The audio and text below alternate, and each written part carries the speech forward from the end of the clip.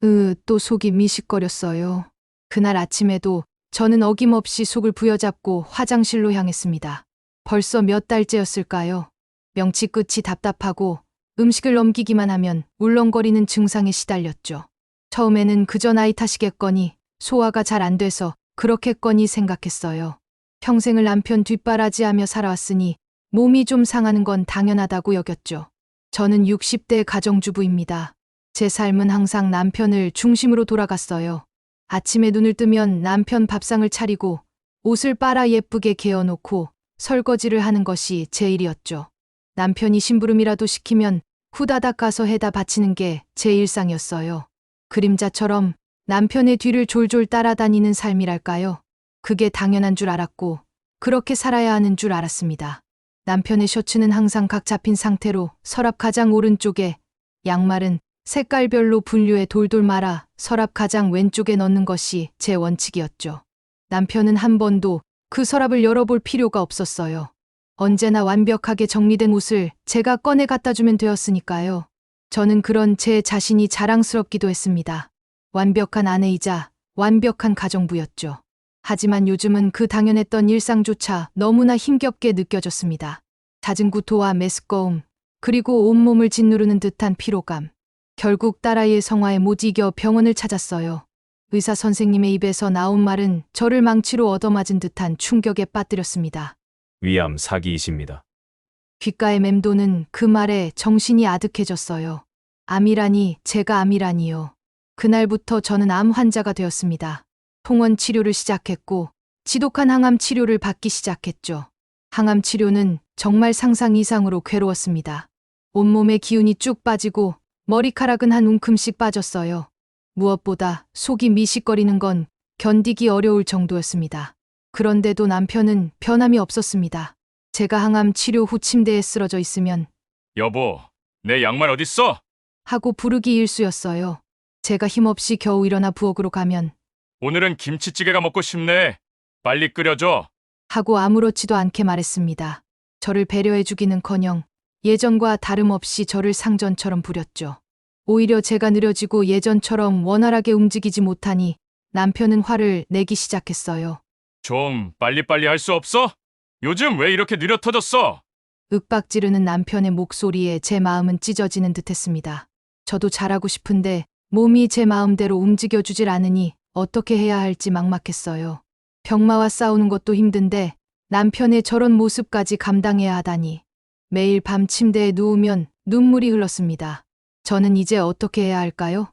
이 지옥 같은 상황에서 벗어날 수 있을까요? 아, 거울 속 저 사람은 대체 누구일까요? 항암 치료를 시작한 지 한 달이 지났을 무렵 제 모습은 몰라보게 달라졌습니다. 머리카락은 듬성듬성 빠져 있었고 눈가와 볼은 푹 꺼져 초췌하기 그지없었죠. 조금만 움직여도 숨이 헐떡거렸고 밥을 먹는 일은 고문과 같았습니다. 평생을 활기차게 살아왔던 저는 어디에도 없었어요. 거울 속 낯선 여자의 모습에 저는 그저 한숨만 쉬었습니다. 남편은 그런 저를 보며 아이고, 밥 좀 팍팍 먹어라. 밥맛 떨어지게. 라고 핀잔만 줄 뿐이었습니다. 제 몸이 왜 이렇게 변했는지, 제가 얼마나 힘든지에 대해서는 관심이 없었죠. 남편에게는 제가 그저 밥을 제대로 차리지 못하는 아내일 뿐이었어요. 그 시선이 너무나 아프고 서러웠습니다. 딸아이가 오랜만에 집을 찾아왔습니다. 딸은 제 모습을 보자마자 눈물을 글썽였어요. 엄마, 괜찮아? 왜 이렇게 야위었어? 하고 제 손을 잡는 딸의 손길은 따뜻했습니다. 딸은 죽 한 그릇을 끓여와 제 옆에 앉아 숟가락으로 떠먹여 주었어요. 딸의 따뜻한 마음이 제 마음을 조금이나마 녹여주는 것 같았습니다. 그때 남편이 방에서 나왔습니다. 딸이 저를 챙기는 모습을 보며 남편은 퉁명스럽게 말했습니다. 뭘 그렇게 유난을 떨어? 지가 알아서 하는 거지. 딸은 남편의 말에 눈을 동그랗게 뜨고는 아빠, 엄마가 얼마나 아픈데? 하고 소리쳤습니다. 남편은 아프니까 밥을 팍팍 잘 먹어야지. 내가 일일이 떠먹여라도 줘야 돼. 라며 되레 화를 냈습니다. 저는 그저 말없이 딸이 주는 죽을 먹었습니다. 남편은 저의 아픔은 전혀 보이지 않는 것 같았어요. 저의 고통은 그저 아프니까 빨리 나와라. 는식의 무시와 핀잔으로 돌아올 뿐이었죠. 딸의 눈에 보이고 제 몸이 느끼는 이 모든 고통이 왜 남편의 눈에는 보이지 않는 걸까요?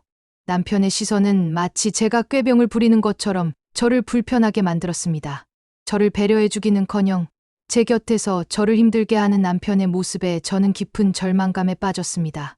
병마와 싸우는 것도 힘든데 남편과의 싸움은 제게 너무나 버거운 짐이었습니다.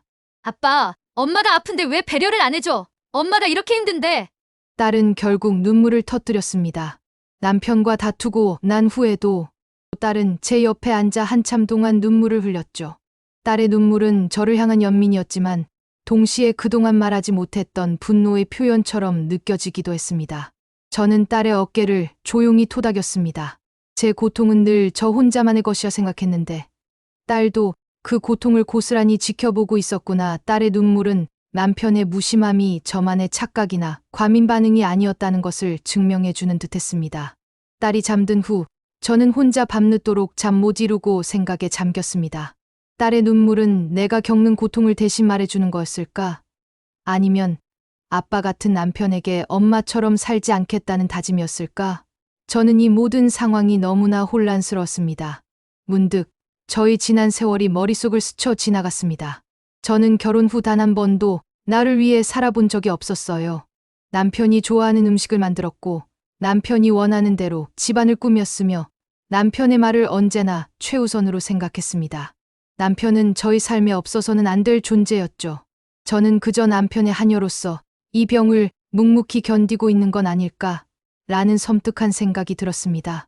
딸이 저에게 제가 좋아하는 반찬을 몰래 만들어준 날, 딸은 저에게 말했습니다. 엄마, 이제 엄마를 위해서 살아야 해. 엄마도 엄마 인생 좀 살아. 안쓰러워도 못 보겠어. 그리고 먹고 싶은 거 말해요. 저는 그 말을 곱씹었습니다.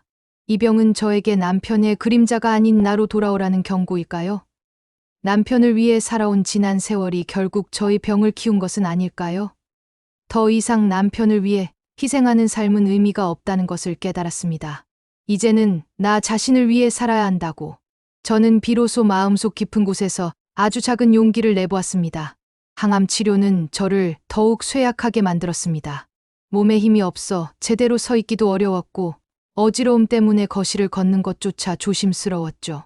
하루 중 대부분의 시간을 침대에 누워 있거나 겨우 몸을 일으켜 소파에 기대어 앉아 있어야 했습니다. 이제 집안일은커녕 제 몸 하나 가누는 것도 버거워졌습니다. 남편은 그런 저의 모습을 보며 짜증을 내기 시작했습니다. 아프다고 그렇게 게으르게 누워만 있으면 병이 더 생겨. 정신 좀 차려라. 남편의 목소리는 점점 더 커졌고 저는 그저 숨죽여 남편의 눈치를 봐야만 했습니다. 아픈 것도 죄인가? 라는 생각이 들 때마다 눈물이 핑 돌았습니다. 어느 날 아침 남편은 제 옆을 지나가며 퉁명스럽게 말했습니다. 밥도 못 차려줄 거면 뭐하러 앉아있어. 할 거면 빠릿빠릿하게 차리던가. 이도저도 아니게 앉아서 멍하니 뭐하는 짓이야? 남편의 매정한 말에 제 마음은 갈기갈기 찢어졌습니다. 저는 이런 몸에 밥을 차릴 힘조차 없는데 남편은 그런 저의 속사정은 전혀 모르는 것 같았습니다. 아니, 애써 외면하고 있는지도 모른다는 생각이 들었죠. 남편의 무시와 핀잔은 계속되었습니다. 제가 힘겹게 부엌으로 가서 물 한 잔이라도 마시려 하면 이제 겨우 그거 마시러 일어난 거야? 밥이나 좀 먹지. 하고 쏘아붙였습니다. 저를 걱정하는 듯한 말투였지만 그 속에는 저를 향한 불만과 짜증이 가득했습니다. 저의 고통은 남편에게 아무런 의미도 없는 것 같았어요. 남편의 무심함과 저의 고통은 이제 좁혀질 수 없는 간극을 만들고 있었습니다. 저는 그동안 참아왔던 분노와 서러움이 마음속에서 걷잡을 수 없이 커져가는 것을 느꼈습니다. 이런 삶을 언제까지 견뎌야 할까? 저는 이제 더 이상 남편의 상전 놀이에 맞춰주고 싶지 않았습니다. 저도 저의 삶을 살고 싶었으니까요.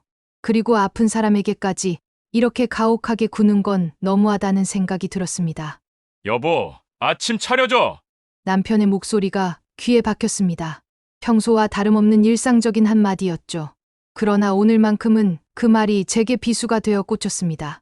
나는 이제 암 환자인데 여전히 나는 가정부인가. 저는 조용히 자리에서 일어났습니다. 그리고 부엌으로 가던 발걸음을 멈추고는 천천히 제 방으로 향했습니다. 방문을 닫는 순간 제 손이 미세하게 떨렸습니다. 결혼 후 단 한 번도 남편의 밥을 차려주지 않은 적은 없었으니까요. 문이 닫히자 남편의 여보!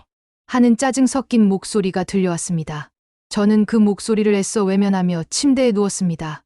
저의 무언의 집안일 파업 선언이었죠. 남편은 처음엔 제가 꾀병을 부리는 줄 알았습니다. 거실에 앉아 TV를 보며 한참을 기다리던 남편은 결국 부엌으로 가 냉장고를 열어보았습니다. 반찬은 텅 비어 있었고 밥솥은 텅텅 비어 있었죠. 남편의 밥을 차려주지 않겠다는 저의 비장한 선전포고는 남편에게는 단순한 반항처럼 보였을 겁니다. 남편의 고함 소리가 온 집안에 울려 퍼졌습니다. 이게 뭐 하는 짓이야? 밥도 안 하고 뭐 하고 있어? 저는 아무런 대꾸도 하지 않았습니다. 남편의 화는 극에 달했지만 저는 더 이상 흔들리지 않았습니다. 제 마음속에서는 상정과 가정부의 관계를 끝내려는 전쟁이 이미 시작되었으니까요. 저희 침묵과 파업은 남편의 분노를 더욱 키웠습니다. 남편은 밥을 먹지 않은 채로 출근했고 저는 조용히 제 방에서 하루를 보냈습니다. 남편이 퇴근하고 돌아와도 저는 평소처럼 반겨주지 않았습니다. 저희의 관계는 이제 차가운 공기만 가득한 낯선 관계로 변해갔습니다. 이제는 더 이상 남편을 위해 희생하고 싶지 않았습니다. 저희 파업 선언 이후 집안은 며칠 만에 엉망이 되었습니다. 남편은 밥을 먹지 않고 출근한 첫날 이후 매일 밤 배달 음식을 시켜 먹었고 그릇들은 싱크대에 쌓여만 갔습니다. 남편은 제가 깔끔하게 정리해 놓은 옷서랍은 열어보지도 않고 아무데나 던져놓은 옷가지들 속에서 대충 옷을 꺼내 입었습니다. 양말은 짝이 맞지 않았고 셔츠는 구겨져 있었습니다. 저는 제 방 침대에 누워 그 모든 소리를 들었습니다. 쾅 하고 닫히는 냉장고 문 소리, 쿵 하고 쌓이는 그릇 소리, 그리고 씩씩거리는 남편의 거친 숨소리까지. 30년 넘게 공들여 쌓아 올린 저의 완벽한 집은 남편의 무관심 속에서 무너져 내리고 있었습니다. 하지만 저는 이제 그 무너지는 소리에 더 이상 마음 아파하지 않았습니다. 오히려 담담하게 그 소리를 들었습니다. 이게 뭐 하는 짓이야? 밥도 안 하고 뭐 하고 있어? 퇴근하고 돌아온 남편의 분노가 극에 달했습니다. 남편은 거실에 쌓인 쓰레기 더미와 엉망이 된 집안을 보고는 제 방으로 들이닥쳤습니다. 남편의 눈은 분노로 이글거리고 있었죠. 저는 그저 말없이 남편을 바라보았습니다. 이제는 저의 아픔을 외면하는 남편의 모습을 더 이상 참을 수 없었습니다. 남편은 저의 침묵에 더욱 화가 난 듯했습니다. 당신이 아파서 이러는 게 아니라 나한테 복수하려고 이러는 거잖아. 남편의 날 선말에 저는 차오르는 눈물을 겨우 참았습니다. 저는 정말 몸이 아프고 이런 내 상황을 남편이 알아주기 바라는 건데 남편은 그것을 복수라고 생각하는구나. 남편에게 저는 여전히 아내가 아닌 집안일만 하는 가정부였구나. 이 모든 것을 다시 한번 깨달았습니다. 남편의 고함 소리는 점점 더 커졌지만 저는 더 이상 흔들리지 않았습니다. 저의 고통은 남편에게 아무런 의미도 없는 것 같았고 저희의 관계는 회복 불가능한 균열을 향해 치닫고 있었습니다. 어차피 이판사판이었습니다.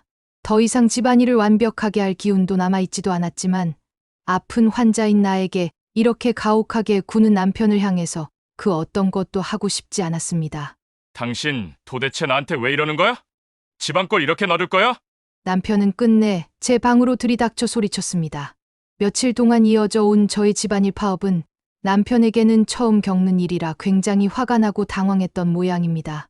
남편의 눈에는 저의 고통이 보이지 않았습니다. 그저 완벽했던 가정부가 사라진 것에 대한 분노만이 가득했죠. 저는 그저 말없이 남편을 바라보았습니다.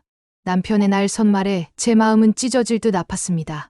저는 복수를 하려는 것이 아니었습니다. 단지 이 고통스러운 병마와 싸우며 제 몸을 지키고 마음을 지키고 싶었을 뿐인데 남편은 그마저도 이해하지 못하고 저를 몰아세웠습니다. 남편은 제 침묵을 보고 더욱 격앙된 목소리로 말했습니다. 당신이 이러면 내가 얼마나 힘든 줄 생각해봤어? 밥도 못 얻어먹고 빨래도 못하고 당신이 이래도 되는 거야. 이건 마누라로서 직무유기야. 저는 남편의 말을 듣고 하염없이 눈물이 흘렀습니다. 남편에게 저는 그저 밥 차려주고 빨래해주는 도구에 불과했던 걸까요? 이 결혼 생활이 송두리째 흔들리는 것 같았습니다. 30년이 넘는 세월 동안 함께 살아온 남편이 제가 이렇게 아픈데도 저를 이렇게 몰아세우는 모습에 저는 깊은 절망감에 빠졌습니다. 저희의 관계는 이제 회복 불가능한 균열을 향해 치닫고 있었습니다. 이판사판, 이 지옥 같은 관계를 끝내야겠다는 생각이 들었습니다. 저는 이제 더 이상 남편에게 아무것도 기대하지 않았습니다. 저는 그저 제 몸 하나 건사하며 남은 시간을 평화롭게 보내고 싶었습니다. 그러기에도 너무 지쳤습니다. 하지만 남편의 끝없는 분노는 저를 계속해서 벼랑 끝으로 몰고 갔습니다. 저는 이제 기대 앉아 있는 것조차 힘들어졌습니다. 몸은 시시때때로 오한에 떨었고 숨을 쉬는 것마저 버거웠습니다. 항암 치료의 부작용은 저를 점점 더 병상에 묶어놓았죠. 저는 며칠째 침대에서 일어나지 못했고 남편은 그런 저의 옆에서 그저 한숨만 쉬고 있었습니다. 어느 날 새벽 남편은 잠든 저를 깨우려다 차가워진 제 손을 발견하고는 심장이 덜컥 내려앉는 것 같았다고 합니다. 마치 생기 없는 인형을 만지는 듯한 차가움이었죠. 남편은 그 차가움이 곧 저와의 이별을 예고하는 것만 같아 무서웠다고 했습니다. 그동안의 분노와 짜증은 온데간데 없이 사라지고 남편의 눈에는 공포와 후회가 가득해 보였습니다. 남편은 조용히 거실로 나와 난생 처음 컴퓨터를 켰습니다.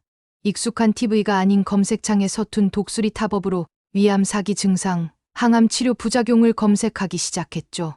위암 환자분들이 겪는 고통이라는 유튜브 영상의 제목을 보며 남편은 그제야 제가 겪는 고통이 단순히 꾀병이나 투정이 아니었음을 어렴풋이 깨닫기 시작했습니다. 저의 고통을 진심으로 자각하기 시작한 거였죠. 남편은 조심스럽게 저를 흔들어 깨웠습니다. 여보, 괜찮아? 어디 아픈 데는 없고? 평소와 달리 무뚝뚝하지만 깊은 걱정이 배어있는 목소리였습니다. 저는 고개를 끄덕일 힘조차 없어 그저 눈만 감았습니다. 남편은 난생 처음 부엌으로 가 냄비에 물을 올렸습니다. 쌀을 씻고 물을 붓고 한참을 저어 미음을 끓였습니다. 유튜브에서 본 대로 한참을 저어보았지만 금세 바닥이 눌어붙어 탄내가 진동했죠. 그릇에 담아온 미음은 조금 엉성했지만 저를 생각하며 끓였을 남편의 마음이 느껴져 가슴이 먹먹했습니다. 남편은 미음을 조심스럽게 떠서 제 입에 넣어주려 했지만 서툰 손길에 자꾸 흘리기만 했습니다. 혼자 힘들어하는 남편의 모습은 평소의 상정과는 거리가 멀어 보였습니다. 미음 그릇을 내려놓은 남편은 싱크대에 쌓여있던 설거지, 그릇들을 바라보았습니다. 남편은 이거라도 해야지. 라고 중얼거리며 수세미를 들고는 서툴게 그릇을 닦기 시작했습니다. 덜 닦인 접시와 물기가 그대로 남아있는 컵들은 보며 그동안 제가 얼마나 완벽하게 집안일을 해왔는지를 깨달았다고 했습니다. 남편은 집안일을 하며 제가 겪어왔을 고통과 짐의 무게를 조금씩 이해하기 시작했습니다. 남편의 낯선 모습에 저는 말없이 눈물만 흘렸습니다. 이제야 남편이 제 아픔을 진심으로 알아주는 것 같아서 남편은 서툰 손길로 미음을 떠먹여 주었고 엉성한 솜씨로 설거지를 했습니다. 이제는 엉망이 된 집안을 보며 짜증내는 대신 조용히 청소기를 돌리고 빨래를 널었죠. 저는 그런 남편의 모습을 보며 가슴속 깊이 쌓아두었던 미움과 분노가 조금씩 녹아내리는 것을 느꼈습니다. 이제 남편의 눈에는 저를 잃을까 두려워하는 공포와 후회가 가득했습니다. 남편의 서툰 행동들은 오히려 저에게 큰 위로가 되었습니다. 서툰 미음 한 그릇, 덜 닦인 접시 하나가 그 어떤 완벽한 행동보다 저에게는 진심으로 다가왔죠. 저는 남편을 용서하기로 했습니다. 이 모든 고통과 서러움이 남편의 진심, 어린 변화를 위한 과정이었다면 저는 기꺼이 남편을 용서하고 싶었습니다. 어느 날 남편은 저희 손을 잡고 조용히 말했습니다. 여보, 미안해. 내가 너무 바보 같았어. 남편의 눈가에는 눈물이 고여 있었죠. 저는 말없이 남편의 손을 잡고 힘겹게 웃어 보였습니다. 그 웃음은 저의 진심, 어린 용서의 표현이었습니다. 그날부터 저는 남편에게 집안일을 하나씩 가르쳐 주기 시작했습니다. 여보, 양말은 색깔별로 따로 넣어야 해. 그래야 짝이 안 잃어버려. 빨래할 때는 어두운 색과 밝은 색 빨래를 구분해서 둬야 해. 남편은 그동안 제가 당연하게 해왔던 일들을 하나하나 배우며 메모를 했습니다. 저는 가끔 힘에 부칠 때면 남편의 눈을 보며 조용히 물었습니다. 여보, 나 없이 혼자 잘 살 수 있겠어? 그 질문에 남편은 들고 있던 수저를 놓치고 말았습니다. 남편의 얼굴에는 다시 한번 깊은 슬픔과 공포가 드리워졌죠. 무슨 소리야? 내가 옆에 있는데 왜 그런 말을 해? 남편은 애써 저희 말을 외면하려 했지만 제가 말해준 모든 것들을 놓치지 않고 눈에 담았습니다. 저희의 관계는 이제 상정과 가정부가 아닌 동반자로 변해갔습니다. 아침에 눈을 뜨면 잘 잤어, 여보? 하고 다정하게 말을 걸어주었고 밤에는 제 손을 잡고 위암에 좋다는 음식을 찾아보며 저와 함께 웃었습니다. 남편은 이제 저의 가장 든든한 동반자가 되어 주었습니다. 매일 아침 저를 안고 일으켜 세웠고 서툰 손길로 머리를 빗겨 주었으며 유튜브를 보며 만든 미음을 한 숟가락씩 떠먹여 주었죠. 저의 고통을 외면하던 지난날의 남편은 더 이상 없었습니다. 저를 잃을까 두려워하는 남편의 눈빛에서 저는 진심 어린 사랑을 느꼈습니다. 여보, 미안해. 내가 너무 늦게 깨달았어. 죽지 말고 나랑 오래 살자. 내가 잘할게. 내가 자네 없으면 할 수 있는데 없지 않소. 나 저런 거 기억 못해. 내 곁에 있어주라. 남편의 곁에서 저는 더 이상 외롭지 않았습니다. 사랑받고 있다는 느낌에 제 마음은 평화로웠고 이대로 죽어도 괜찮겠다는 생각이 들 정도였죠. 하지만 남편이 저를 위해 노력하는 모습을 보며 저는 왠지 모르게 조금 더 살고 싶다는 생각이 들었습니다. 이 소중한 시간을 하루라도 더 함께하고 싶다는 간절함이 마음속에 싹트기 시작했죠. 그날부터 저는 성치 않은 몸을 이끌고 작은 노트를 꺼냈습니다. 그리고 남편이 어려워하는 일들을 하나하나 메모하기 시작했죠. 빨래는 밟고 어두운 것 따로 세탁하기, 간장은 싱크대 밑 서랍, 소금은 그 옆 서랍, 좋아하는 반찬 레시피 등등.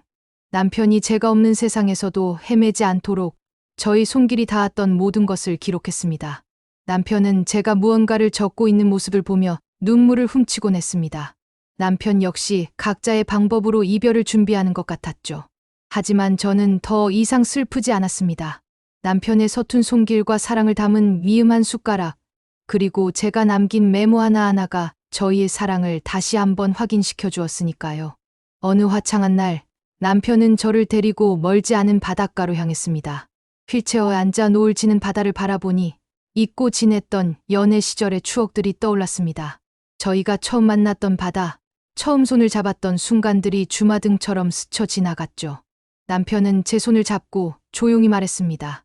여보, 우리 내년에 완치되면 꼭 저기 제주도 가자.